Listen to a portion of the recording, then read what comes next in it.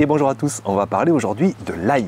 Avec un seul mètre carré dans votre potager, vous pouvez espérer récolter plus d'une quarantaine de têtes d'ail, de l'ail bien frais, bien goûteux, bien sain.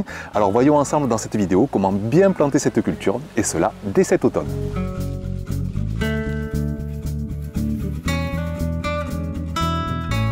Un paillage ou un fumier grossier risque vraiment de faire pourrir la culture pour peu qu'il y ait un peu d'humidité. Alors si vous avez un sol paillé, vraiment je vous conseille de dépailler pour bien planter l'ail, quitte ensuite à repailler au printemps prochain, sitôt les premières périodes de forte chaleur.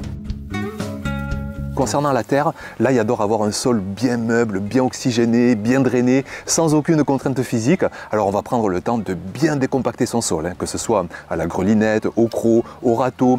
Ici sur cette parcelle, j'avais déjà passé un coup de grelinette au printemps avant ma culture de tomates. Et là je m'aperçois que je n'ai pas de recompaction. Alors je passe juste un coup de petit croc pour ameublir, oxygéner les 5-10 premiers centimètres de sol.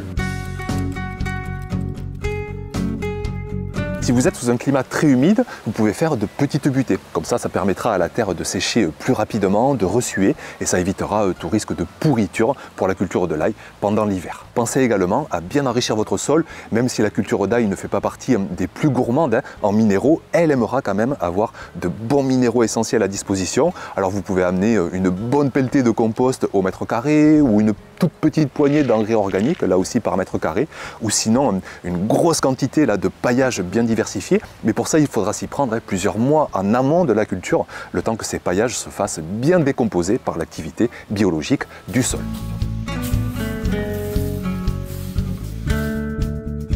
Concernant les gousses, qu'on appelle aussi les cailleux, qui sont regroupés dans de belles têtes d'ail, choisissez de préférence des têtes d'ail certifiées. Ça vous donne la garantie d'avoir des plants qui sont sains, qui sont sans virus, qui sont produits en France et qui ont un gros taux de germination. Alors vous pouvez toujours vous dépanner avec de l'ail du commerce, mais c'est de l'ail qui pourra contenir des virus, des maladies. C'est de l'ail qui, hélas, est souvent importé. Et puis c'est aussi souvent de l'ail qui est un peu plus petit et qui va donc donner des récoltes, elles aussi, un peu plus petites.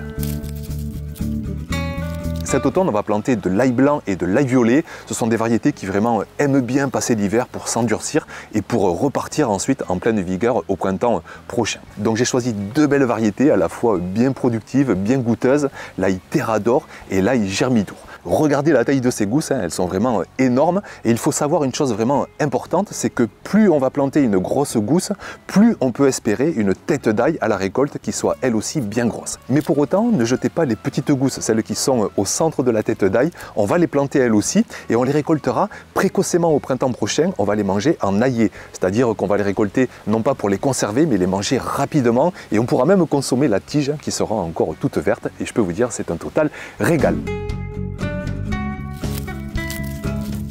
Pour bien planter, déjà on va faire en sorte de planter au meilleur moment. La période idéale est entre début octobre et fin novembre. À savoir que plus votre hiver est doux, plus vous pourrez planter tard dans la saison. Ici dans le sud, on peut planter au mois de novembre, même au mois de décembre, et ça se passera très bien. Ensuite, concernant les distances de plantation, on va laisser bien 10 voire même 15 cm sur la ligne si vous voulez des bonnes grosses têtes d'ail. Et entre les rangs, laissez bien aussi 10-15 cm. Ici, je laisse un peu plus pour désherber plus facilement par la suite, parce que j'ai tendance à avoir un sol avec des graines indésirables. Alors je préfère donc espacer les lignes et pouvoir par la suite passer un outil facilement pour désherber.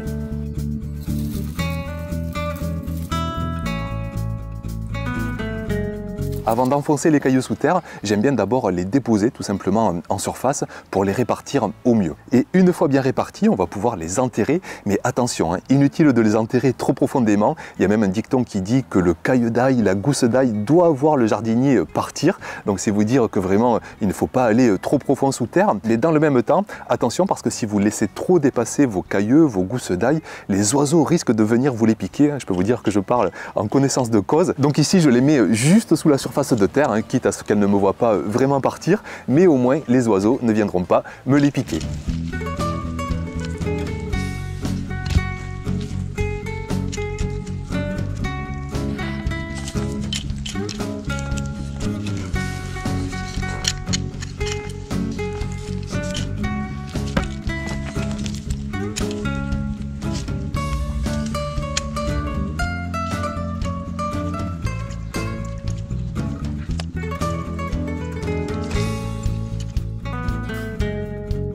Et puis par la suite, les plants vont commencer à bien grandir, de bien 20-30 cm.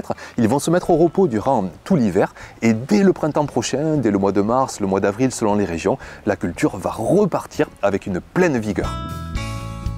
Pensez aussi à désherber régulièrement la culture. Si jamais vous avez trop d'herbes indésirables, rapidement ça peut porter concurrence, que ce soit en eau, en minéraux, en lumière. Donc une fois tous les 15 jours, toutes les 3 semaines, venez porter attention à votre culture. Et puis ensuite, on va pouvoir commencer à récolter, d'abord donc en naillé, avec des tiges qui sont encore vertes, mais ce seront des récoltes qu'il faudra manger rapidement, avec un goût prononcé, des tiges encore bien vertes qu'on pourra consommer. Et puis quelques semaines plus tard encore, au mois de juin, juillet, août, selon les régions.